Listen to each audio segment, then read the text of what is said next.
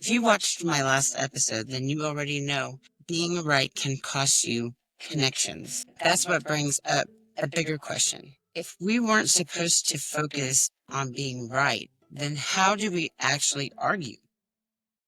What is destroying the relationship? Because let's be honest, you're not going to stop disagreeing. That's just not life. So the goal isn't to stop arguing. The goal is to stop arguing like enemies and start communicating like people who actually want to stay connected. Most people don't know how to do that. So they don't know how to do that. Not because they don't care, but because they were never taught. We were taught to defend ourselves, prove your point, and not back down. And nobody taught us how to stay calm, preparing, or listen and prepare for your response, or to care more about connection than control.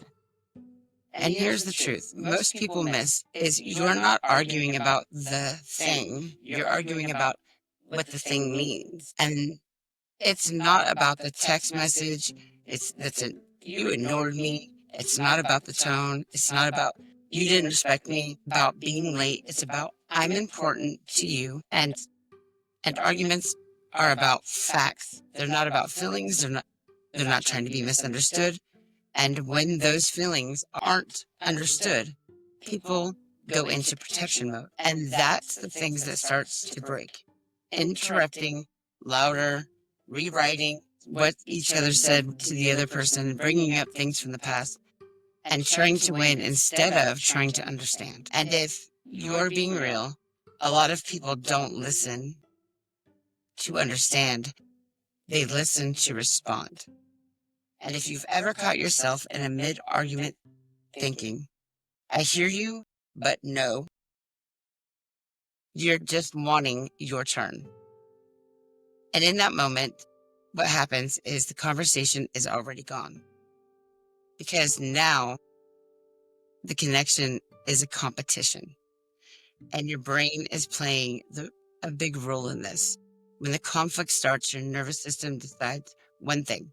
Are we safe or are we under attack? And if it picks attack, everything changes. And now you're not communicating, you're reacting. You go into defensive mode and shut down or explode. And none of these create connection. So how you actually argue differently, not perfectly, just better. First, slow the conversation down. Fast arguments are emotional. Slowed conversations create understanding. And if you feel escalating, say something like, hey, can you give me a second? I want to respond, not react. That's not weak, that's control. Second, validate before you explain. Where this is the most important thing that people mess up. You go straight to your side. Instead, try, I can see why that upset you. And you're not agreeing. You're just showing you understand. And that alone lowers defense. Third, stay on topic. The second you say, and another thing is, you've already lost the conversation.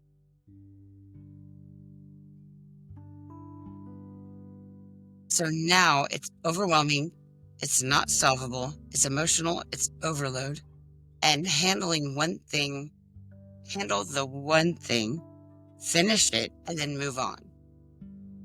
Fourth, you put your own part, even if it's small, even if it's only 10%, because your accountability builds trust, and the faster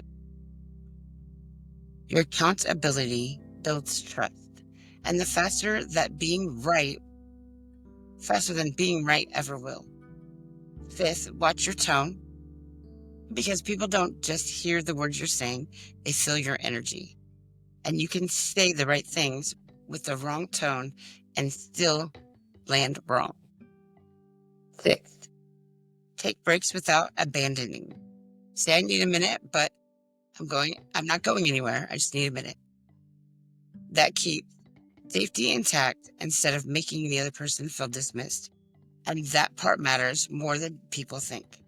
If you grew up in chaos, calm disagreements will feel uncomfortable. And if you push harder, talk more, escalate faster, not because you're toxic, but because that's how you know your nervous system works,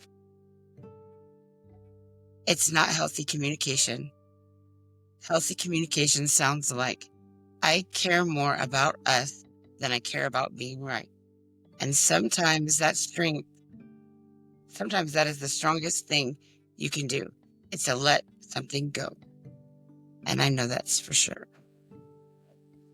Not everything needs to be turned into a full argument. Not everything needs to be proven. Because here's the real question. Do you want to be right or do you want to stay connected? Because most of the time, you don't get both. Being right feels powerful, but connections is something that lasts. And so the next time you feel that pull to prove your point or explain more to win, pause and ask yourself, am I trying to win to stay connected?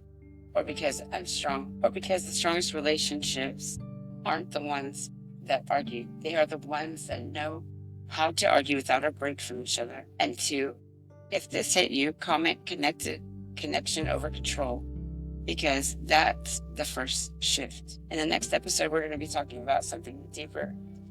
Why our feelings of guilt are setting boundaries, and why that feeling keeps us stuck. I'll shelter and I'll be back.